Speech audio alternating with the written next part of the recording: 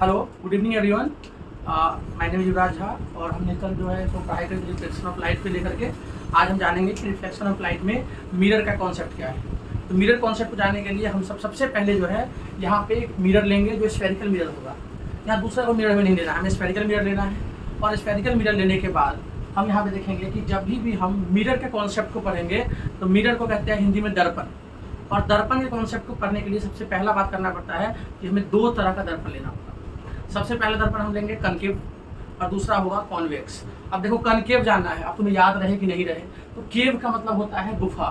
तो देखेंगे कि गुफा की तरह शेप में कौन सा है। अगर ये डॉटेड लाइन को हटा दिया जाए यहाँ से तो गुफा के शेप में हम देखेंगे कि यहाँ से ये है, देखो ये एंट्रेंस है, एंट्री हो रहा है यहाँ से, तो हम कहेंगे ये जो है मिरर, ये हमारा कनकेव मिरर हो गया।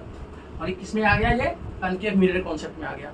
दूसरा हम देख रहे हैं यहाँ पे कि ये है आपका कॉन्वेक्स। कॉन्वेक्स का मतलब क्या होता है कि जिसका सरफेस जो सरफेस वो बाहर की ओर हो। सरफेस जब अंदर की होगा तो केव होगा, सरफेस बाहर की ओर जब भी होगा तो वैक्स होगा। ये ध्यान रखना आपको। तो एक अगर सरफेस अंदर की ओर है तो कनकेव है और सरफेस बाहर की ओर है तो कॉन्वेक्स है। अब सवाल बनता है कि जब आप पढ़ाई कर रहे होते हैं लाइट चैप्टर तो यहाँ आपको प्रॉब्लम्स आते हैं। प्रॉब्लम क्या आता है, सबसे पहली बात क्या होता है आपको कि जब आप मिरर फॉर्मूला ड्रॉ कर रहे होते हैं तो क्या होता है, प्रिंसिपल एक्सिस से जब लाइट निकलता है कहाँ पे जाकर टकराता है, क्या होता है, रिटर्न वह कैसे आता है। और कहते हैं आप जब कोई एग्जाम में आपके पास आता है कि आप फॉर्मेशन करो या इमेज ड्रॉ करो, और इमेज ड्रॉ करने के टाइम पे आप भूल जाते हैं कि यहाँ पे कैसी इमेज ड्रॉ करना है, किस चीज़ का इमेज ड्रॉ करना है, कैसी इमेज को फाइंड करना है, कैसी इमेज को लगाना है। इस सब चीज़ के लिए थोड़ा सा इमेज ड्रॉ करने के लिए हम क्या करेंगे कि थोड़ा सा इमेज का फॉर्मेशन के लिए कुछ चीज़ों को जानना जरूरी है जो बेसिक हिंट ऑफ पॉइंट है।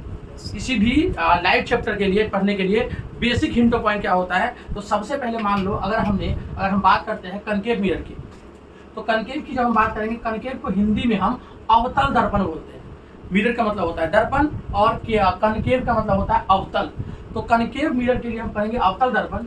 जब हम अवतल दर्पण की बात करेंगे तो किसी भी अवतल दर्पण के बीच सेंटर से हम एक लाइन खींचेंगे एक्स एक्सिस पे। हम यहाँ देख रहे हैं जो लाइन खींचते हैं, और एक्स एक्सिस पे कल आपको मैंने बताया था कि बच्चों और टीचर के दोनों के बीच का जो काम होता है वो होता है प्रिंसिपल का। तो यहाँ हम देखेंगे जो बीच का लाइन होगा उस पूरे एक्सिस का नाम होगा प्रिंसिपल एक्सिस। ध्यान रखिएगा, प्रिंसिपल एक्सिस एकदम ध्यान रखना है आपको कि अगर आपको ऐसे अगर ध्यान रख लोगे तो कभी भी इमेज फॉर्मेशन में दिक्कत नहीं होगा।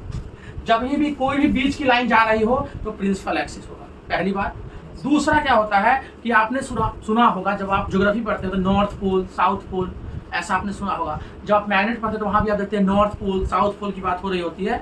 तो सिंपल सी बात होती है कि जो लाइन एक्सिस मतलब कि प्रिंसिपल एक्सिस से गुजर रहा हो और गुजरने के बाद जब वो अवतल दर्पण के ऊपर टकराता हुआ, ध्यान रहे, लाइन पास करेगी प्रिंसिपल एक्सिस से, और प्रिंसिपल एक्सिस से पास करने के बाद जब वो लाइन आकर के एक पॉइंट पे आके तो टकराती होगी, कहीं ना कहीं तो टकराता होगा। जिस जगह पे आके टकराता होगा उस जगह को हम बोलेंगे पोल है। ये क्या है, ये पोल है। जैसे हम बिजली का पोल नहीं लगा होता है, वहाँ क्या होता है, लाइन पास पे टकराता है, तार अगर टकराती है ना तो हम बोलते हैं पोल है। ये एक पोल से दूसरा पोल बोलते हैं ना। तो ध्यान रखेंगे इस दर्पण में मतलब कि इस मिरर में जिस जगह पे आकर के प्रिंसिपल एक्सिस टक्कर मारेगा, टकराएगा या मिलेगा, उस पॉइंट को हम बोलेंगे कि ये पॉइंट जो है ये पोल हो गया। क्या हो गया, पोल। दूसरी बात, तो पोल तो आप जान गए। अब दो चीज आप जान गए, एक आप जान गए कि ये प्रिंसिपल एक्सिस क्या होता है, और दूसरा आप जान गए कि ये पोल क्या होता है। इन दोनों चीजों में कंफ्यूजन है आप लोगों को?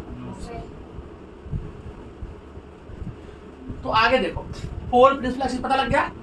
तीसरी बात सबसे मेन है कि जब भी ध्यान देना है आपको कि पोल से अगर जो आपका मिरर है, पोल से जो आपके जो कहेंगे कि पूरे के पूरे एक्सिस के बीच में, हमेशा आपने पढ़ा होगा सर्कल चैप्टर में कि अगर ये सर्कल है, स्फीयर था जिसको मैं सर्कुलर ड्रॉ कर लिया, ठीक है ना, डॉटेड लाइन से। तो अगर ये सर्कल है तो सर्कल के सबसे बीच में क्या होता है, सेंटर। क्या होता है, सेंटर। तो हम कहेंगे ये पॉइंट हो गया सेंटर, और मिरर के लिए हो जाता है centre of curvature. Centre of curvature. और हम सब जानते हैं कि कर्वेचर को हिंदी में बोलते हैं वक्रता। क्या बोलते हैं, वक्रता। तो यहाँ पे हम कहेंगे कि जो सेंटर ऑफ कर्वेचर है हमारा, उसको हम बोलेंगे ये वक्रता केंद्र है।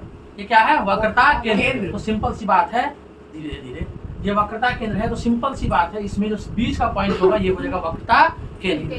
अब सवाल आता है, तो देखो प्रिंसिपल एक्सिस पता लग गया आपको, सीधी लाइन जो निकलती है हमारे स्फेरिकल मिरर पे आता है, वो सीधी जो लाइन होती है वो होती है प्रिंसिपल एक्सिस।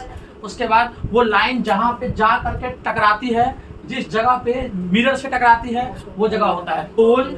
और इस पूरे स्फेरिकल जो इसको सर्कुलर हमने फॉर्म कर लिया, इसके बीच का जो सेंटर पॉइंट होता है इसको हम बोलते हैं सेंटर ऑफ कर्वेचर। अब सवाल आता है कि वक्रता केंद्र पता लग गया, प्रिंसिपल एक्सिस पता लग गया, पोल पता लग गया, तो चौथा चीज जो हमें जानना जरूरी है वो ये होता है कि रेडियस ऑफ कर्वेचर क्या होता है। ध्यान रखना कि रेडियस ऑफ कर्वेचर क्या होता है। तो सिंपल सी बात है कि हमेशा सेंटर ऑफ कर्वेचर, तो तुमको ध्यान रखना, ये सेंटर कर्वेचर देख रहे हो तुम यहाँ पर बॉडी का, है ना, और हम यहाँ पे देख रहे हैं कि सेंटर ऑफ कर्वेचर हो गया, और ये जो हमारा तुम्हारा क्या है, ये पोल है। तो सेंटर ऑफ कर्वेचर और पोल के बीच का जो जगह होता है इसको हम बोलते हैं रेडियस ऑफ कर्वेचर। क्या बोलते हैं? रेडियस ऑफ कर्वेचर बोलते हैं। ये बेसिक प्रिंसिपल काम करेगा जब हम कनकेव मिरर को लेंगे। किसको लेंगे? Concave mirror. ऐसे ही फॉर्मेशन काम करेगा जब हम लेंगे किसके केस में? कॉन्वेक्स मिरर केस में लेंगे। तो आप अभी इतना को है जो आप नोट कर सकते हो, आप चाहे तो स्क्रीनशॉट भी ले लीजिए इसका।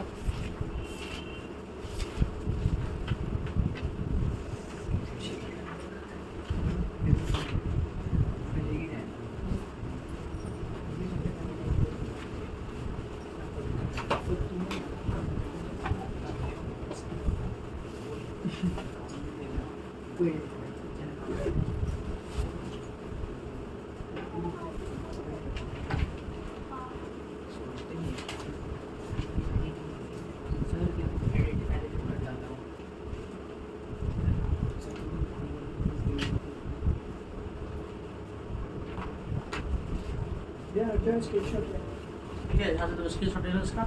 ठीक है, और अब यहाँ पे देखेंगे जब हम बात करेंगे कि कॉन्वेक्स के केस में, तो करेंगे कॉन्वेक्स का केस। जो कॉन्वेक्स केस करना कुछ नहीं करना, सेम वैसे ही काम करेगा। सिंपल से ये जो लाइन होगी हमेशा कहते हैं क्या हो जाएगा? प्रिंसिपल एक्सिस हो जाएगा।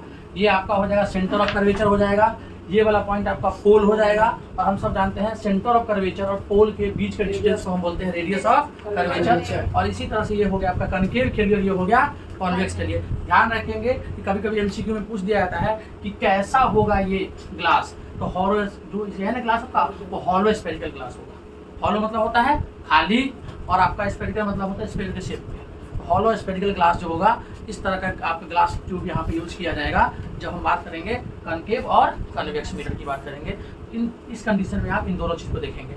फिर हम आगे देखेंगे कि अगर फोकस, हम सब जानते हैं कि सेंटर ऑफ कर्वेचर और पोल के बीच के पॉइंट जो होता है वहाँ पे हम फोकस को रखते हैं हमेशा से। सेंटर ऑफ कर्वेचर और पोल के बीच का पॉइंट क्या होता है? फोकस। और फोकस और तुम्हारा पोल के बीच के लेंथ को बोलते हैं फोकल लेंथ। क्या बोलते हैं? फोकल का लेंथ या फोकस का लेंथ। तो ध्यान रखना तुमको, सेंटर ऑफ कर्वेचर और पोल यहाँ से ड्रॉ करोगे ना, तो ड्रॉ करने के बाद तुम आगे ड्रॉ करोगे ना, तो दोनों के बीच का जो पॉइंट आएगा वो आएगा फोकस। ध्यान रखना तुमको, क्या आएगा? फोकस आएगा हमेशा से। फोकस हमेशा सेंटर ऑफ कर्वेचर और पोल के बीच में ही होगा। इस बात को आपको ध्यान रखना है।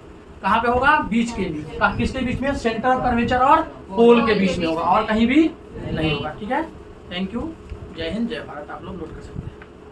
बंद कर देते हैं।